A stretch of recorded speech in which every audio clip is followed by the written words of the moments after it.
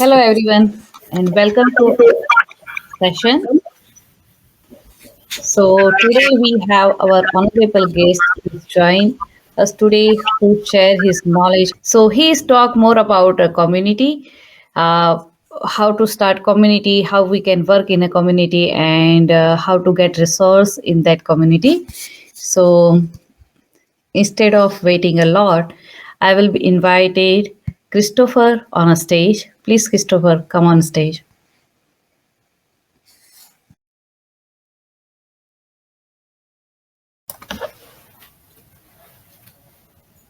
So, uh,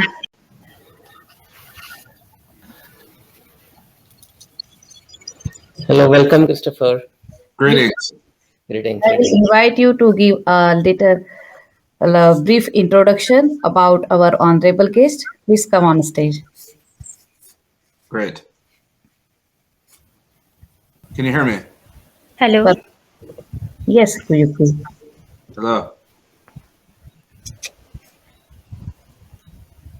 Thank you, ma'am, for allowing me to introduce our speakers for today. Wishing you all a very happy and prosperous Navratras. And now, welcoming our first speaker of the day, Christopher, founder of Black Technology Mentorship Program.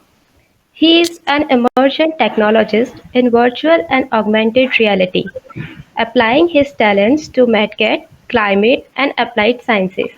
He is working for a more equitable future in technology, serving as a Silicon Valley national and international speaker, also as a thought leader and a culture and inclusion advocate. So, a warm welcome for you, sir. This stage is all yours. Thank you. Greetings and thank you, everyone. I'm so happy to be here with Rainbow Secure today. Thank you, Deval, and thank you, Nahal. You're welcome. You're welcome. The things that I want to express today are of a necessity and importance to take a step back and to look at cybersecurity from a different perspective. Usually we look at cybersecurity first and foremost for safety, making sure that we're keeping safe and secure our systems, our social and enterprise ecosystems, and our business infrastructure. But I want to go back to look at where we're at today. But in order for us to appreciate where we're today and where we might be moving forward, we have to go back a little.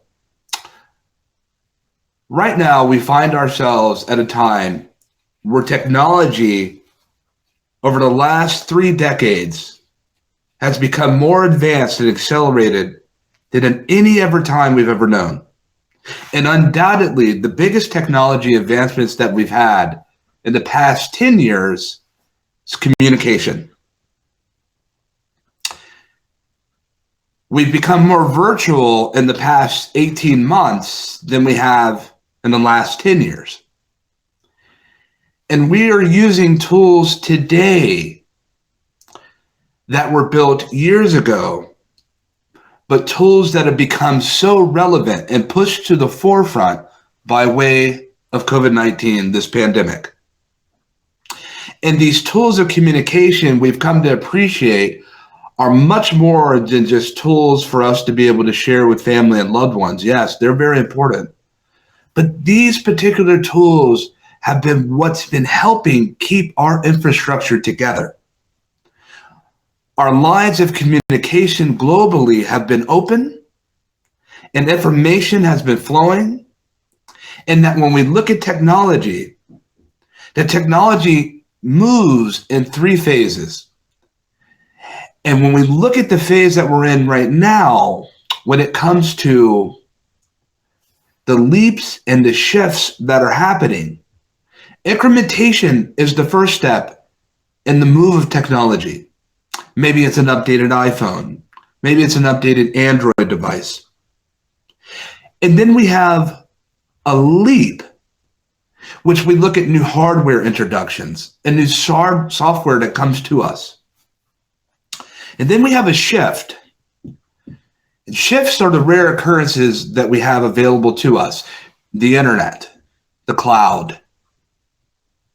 And when you look at the power of the cloud today and our express capability to be able to share files and video assets, we now have an opportunity of not looking back now that we've entered into this hybrid economy.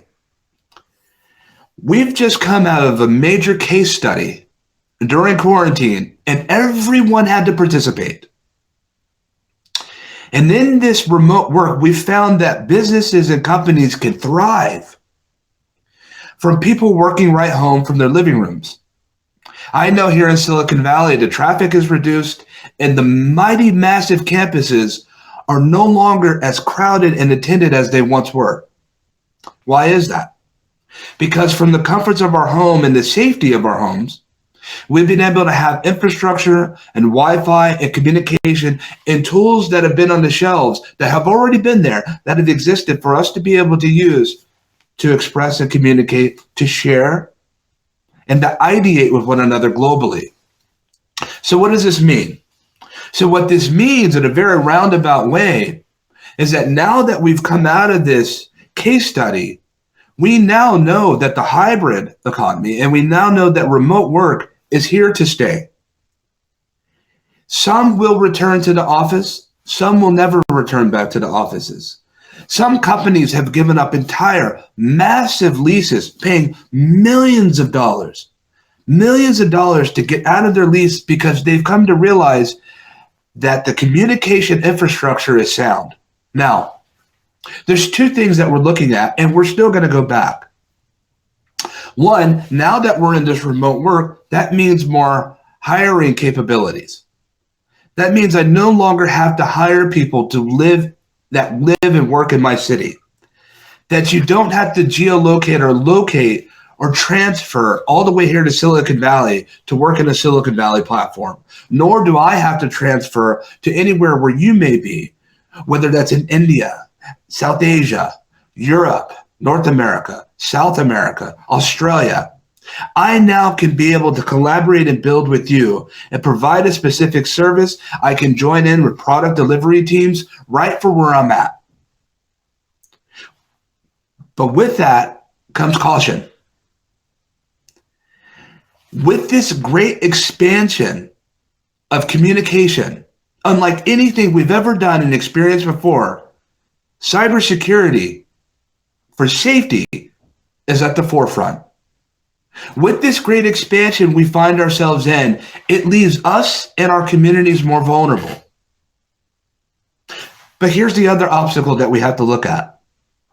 When we think about cybersecurity, we usually think about ecosystems and protecting mass ecosystems and small micro to macro ecosystems. But what are ecosystems? We often look at ecosystems as hardware and software, but ecosystems aren't hardware and software first. Ecosystems are people. I want that to sink in for a moment. We have relatability for ecosystems, and we look at it as this gadget or this motherboard or this headset or this type of AI infrastructure tool or this and that. But we need to bring it in more and consider that ecosystems are people. And with ecosystems being people, what are we actually introducing and building? And what are we actually protecting? So when we talk about cybersecurity and the protection therein, we aren't just protecting hardware and software. We're not just protecting interfaces. We're protecting communities. We're protecting people. So it's people protecting people. But have we done the best job that we can? So now we're going back. Why are we going back? Because we left a lot of people behind. Technology that we build today that contributes to the foundation of what our predecessors have brought to us. We have inherited the responsibility of the taking of the baton of what's been passed and what's been built and given to us. But we've also taken the baton of humanity, human centricity, the need to build better than the ones that came before us, social responsibility, to understand that as great and as far as we've come over these last 3 decades when it comes to technology, and as far as we have been, technology will never be as great as it can be until everyone has the opportunity to build it.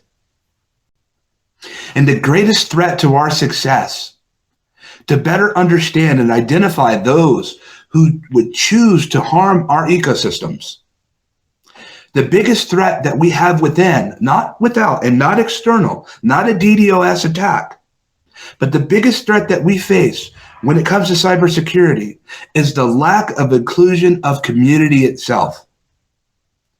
We cannot protect and save communities if we're not bringing and representing all communities. And one of the things that we have to be extra mindful of when we talk about communities, first off, we're talking about ecoculture. In this new global world of business, we have to put on and equip ourselves with more lenses. First, open-mindedness, vulnerability, servant leadership, mentorship. We can't automatically assume that everybody in the room of this virtual rooms that we find ourselves in are going to be like us and that come from where we come from. We come from different places. And when we develop products, because that's a big part of what we're building in our human communities, in our human-based ecosystems, we're developing and building products and we're assuring customer service apparatus. Well, in order to do that, we have to have better lenses of identifiability to understand who we're serving our products to, who we're distributing and marketing and putting out the different channels and different verticals that we're better understanding. Well, to better understand our audiences, we need to speak to the adage that we need to hire the people that we want to ultimately buy our products. We are selling to them. We are distributing to them and we are protecting them. We're not no longer just protecting a certain group and establishment of people, because it's the community that helps drive sustainability so that we can continue forth with our jobs. So what are the action points that I'm going for? Because right now we also hear in this world, there's a lot of talk of what needs to happen and what could happen, but let's move past our dreams and manifest what we believe in our work. Well, one of it is to take the further step is assembling together and identifying the ecosystems are our communities and that they're people. That's number one. Number two, the rise of emergent technologies are real, and identifying the specific emerging technologies that we must hone in on to come closer to migrate different citizens into these sectors and spaces, and that means education. Because when we talk about education and we talk about accessibility, now we're talking about an entryway into these technologies of cybersecurity. How can we secure when we have not even enough educational platforms and enough community systems and availability for the common person who we have forgotten, who we have to go back for to get? You see, we can't be reliant on one specific community to lift itself up, to join the rest of all the other communities. It takes all communities collectively to raise up all communities, even one. All communities have to lift each other up. All communities are in this together. But how do we do this? Well, we do this by organized mentorship. If you're a DevOps engineer, you're a mentor. If you're a designer and a 3D designer, you're a mentor. If you work in artificial intelligence or smart bots and dealing with chat bots, smart assistants, machine learning, deep learning, you're also a mentor. When you think about how you got to where you're at, let's think about that. How did you arrive to this very moment where you're at today? Who helped guide you along the way to get to where you're at? You see, we are pioneers, everyone. We are explorers. We are going in places we've never been before in technology. And we're not alone on the pioneering path. We are carrying people with us on this path. And look, when we arrive to the path, the trek of a pioneer is not easy. And when we arrive to the path, some pathways were already cleared for us. They were already paved and the roads were already set for us to walk on. Now, when we also got to certain parts of the path, some paths and some roads were not clear. And it was us, and it is us that have to clear the roads and the paths. Why? We don't clear roads and paths for ourselves only. We clear roads and paths for the ones that come after us. Just as the ones that came before us clear paths and roads. But here's what we must consider doing when we clear that path. When we are on our journey and we are crossing forests and we are crossing the plains and we are scaling up mountains, on the paths that you and I clear, we must leave a little light on.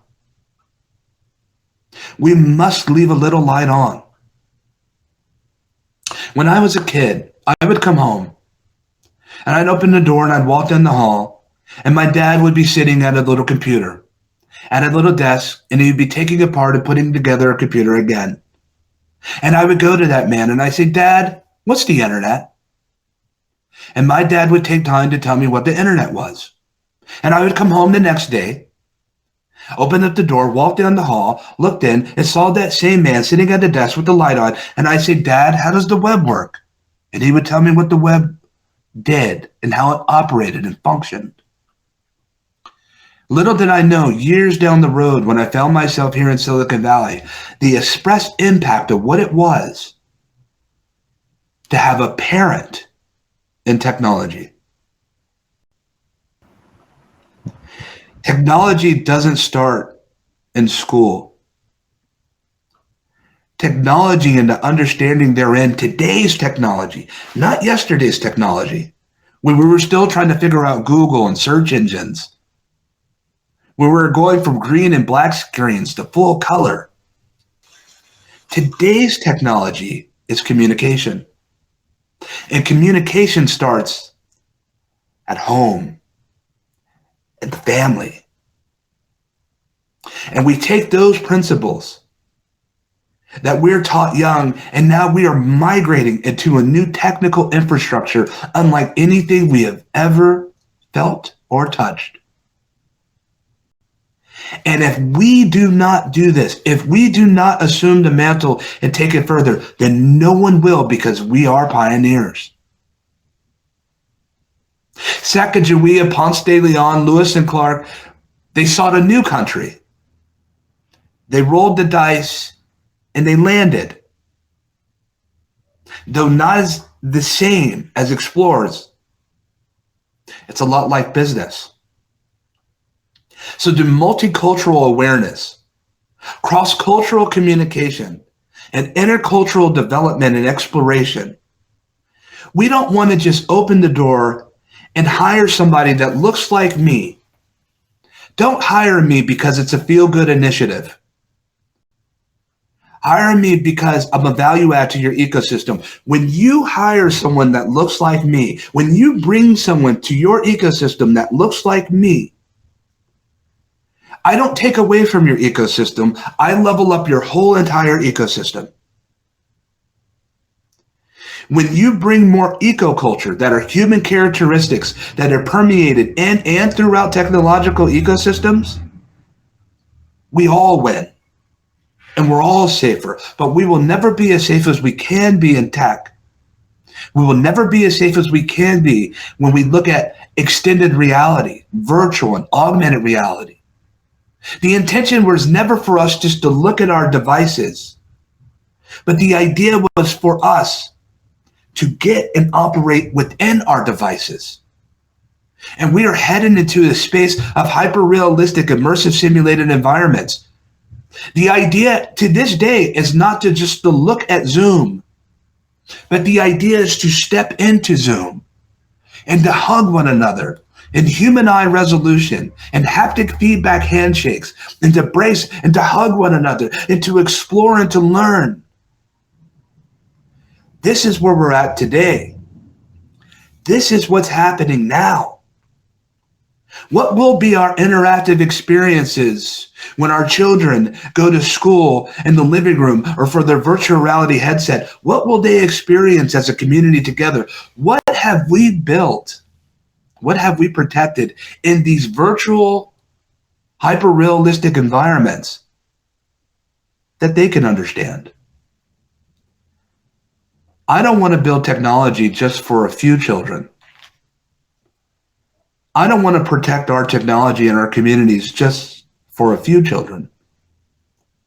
I want to protect and build technology for all of our children.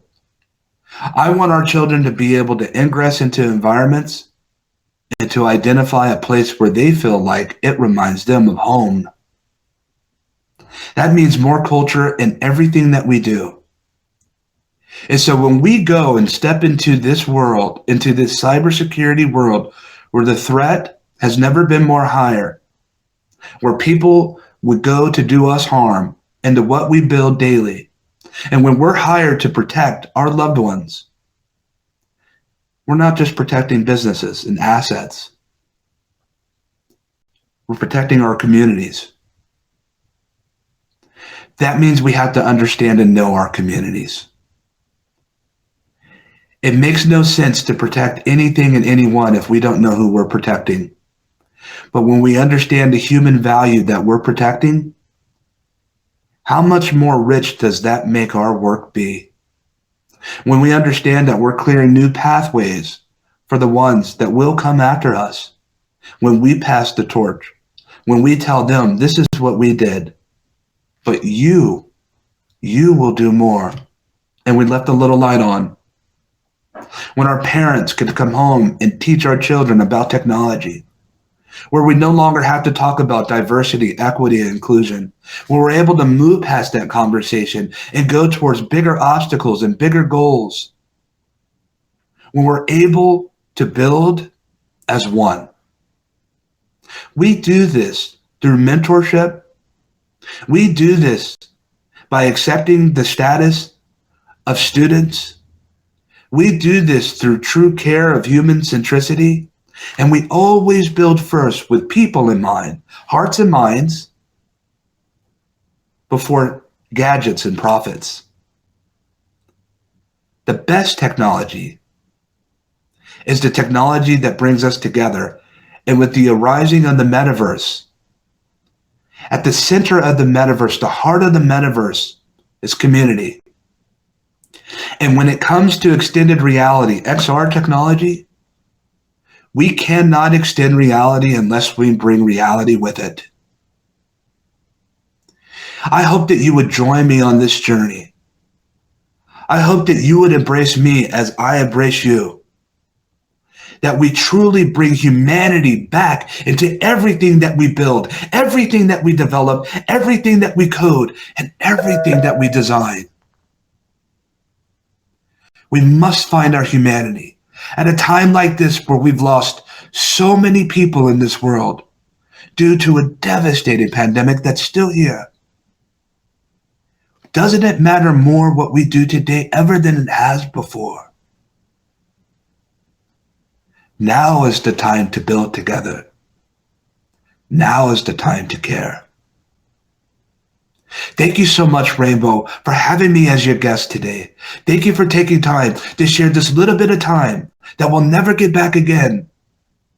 Thank you for exploring with me, you explorers and pioneers.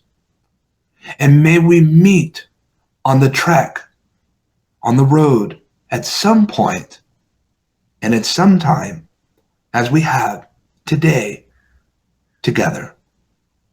Be well, keep well, and all my best to you and your families.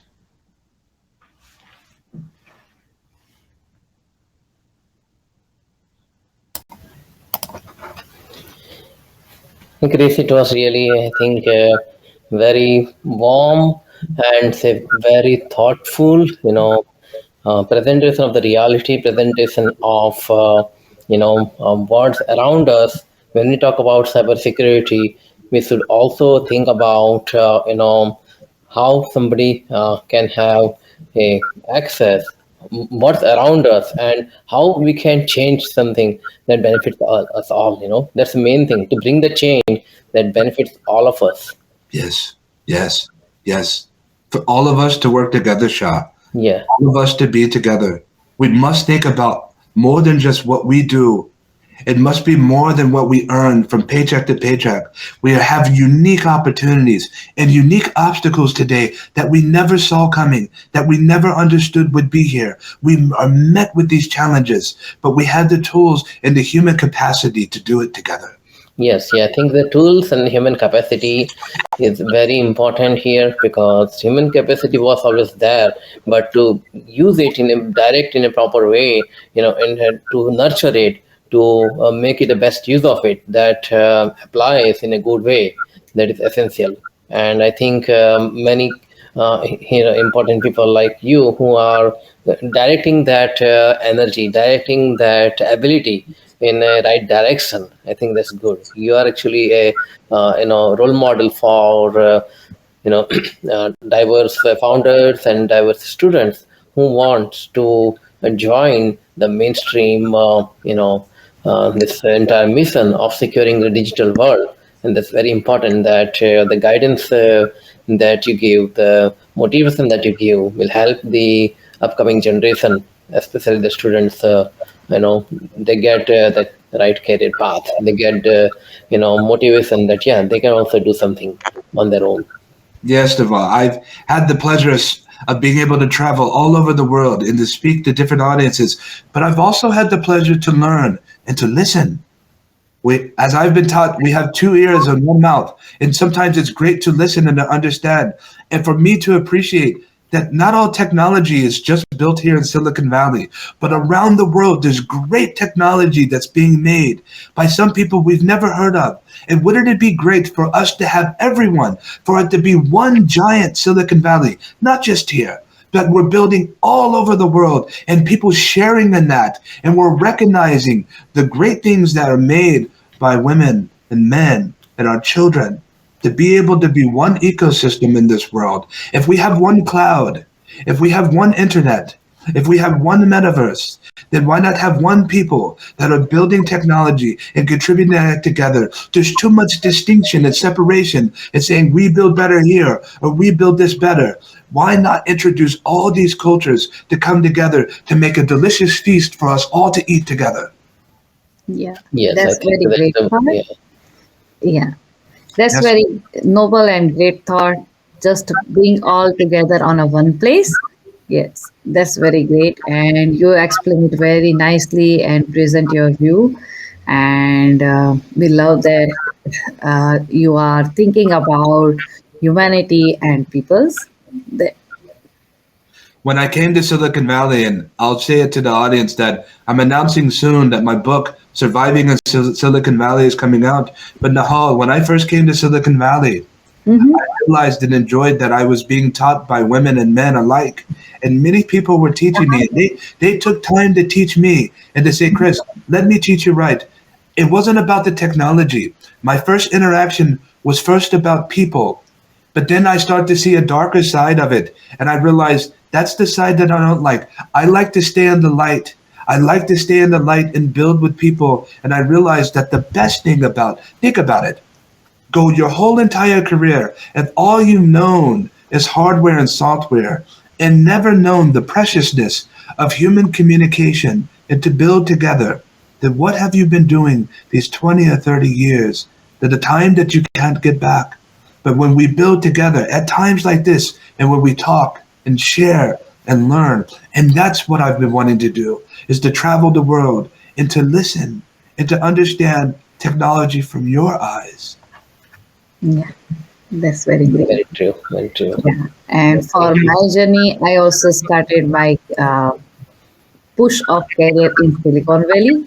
Even though I'm a startup in New York, but still I got very good boost from New York, like a Silicon Valley woman group who is working in a cloud. So they helped me a lot to bring together this platform and build this platform. They give me a lots of access to similar kind of woman or man alive who is working in this industry. So I'm glad I just joined that organization, and I like all of us to invite to join that. It's a woman in Microsoft Woman in Cloud where Now, you that's really special that you're doing that. For those that don't know and those that are with us today, owning a startup is yes emotional. Owning a startup is emotional. Owning a startup is a journey. Owning a startup, you're a pioneer. And one of the things that I've been working with the Black Technology Mentorship Program and mentoring people even outside of the program to become wonderful and terrific and responsible entrepreneurs of what they build and what they're introducing to the world. I have a very close place in my heart for those that have startups and really find a way to build together. It's one of the hardest things when you walk into your startup.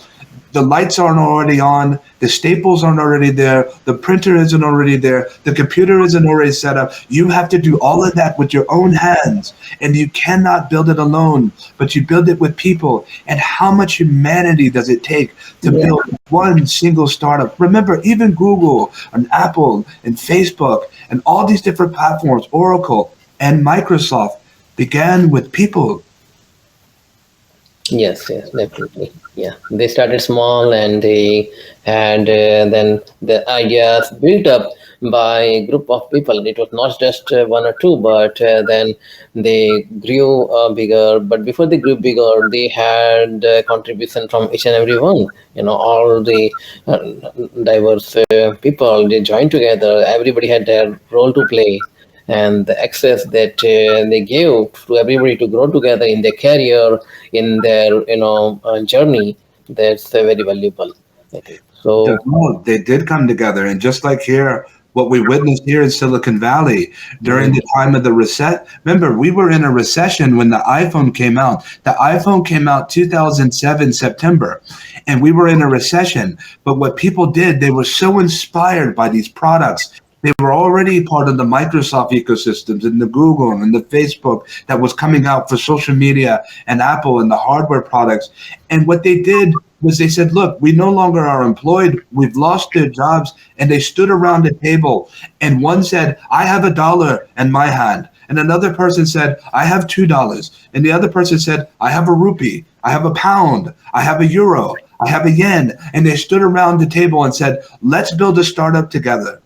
Let's build something great together. And many of the terrific platforms that we see today that are secure through cybersecurity started during the Great Recession here in the United States and elsewhere around the world to be able to say, we have a way and an opportunity to come together. But what it started with was a willing heart and people that cared and people that had a mindset of exploration. Just like Nahal, she says she has a startup. We as a community, how do we support all of the people that have startups that need help to build, to go forward? I really believe that if we continue to support our startup community with all the democratized tools that they have available that weren't even available 5 and 10 years ago, but if we support our communities, how stronger will we be in technology? Remember, ecosystems aren't hardware and software. Ecosystems are people. yes, yes, yeah, ecosystem are is people, made by the people and for the people, I think. So I think the essence here is that when people come together and without any consideration of from their origin or their look, and once they get an opportunity to bring their abilities and their human attributes, that's I think is gonna be the winning point. So anybody who is looking for mentorship, anybody who's looking for the guidance in the areas of whether you want to go up in your career, whether you want to join a technology stream or a cybersecurity career, please reach us out to Chris and the Rainbow Security team. We will be able to guide you. We will be able to work together. We have partnerships with different other organizations like Black Channel Partner Alliance, and also we work with Women in Technology, who are our community sponsors. So we have many partnerships and many alliances that can help you grow, help you create your own startup, maybe help you build on upon your idea. Thank you so much, Rainbow, for having me here to journey with you. I look forward to being able to chop wood with you in the future and to make incredible things, and more importantly, to learn more about your culture so that I know that I can improve mine. Sure, sure. Yeah, that's the vice versa. Yes, definitely. Thank you very much for your generous offer, and we glad that you are here today, and you said your vision and you said your thoughts. Thank you. Thank you so much. And enjoy the rest of the conference, everyone. Thank Take you. care. Thank you so much. Bye-bye. Bye bye.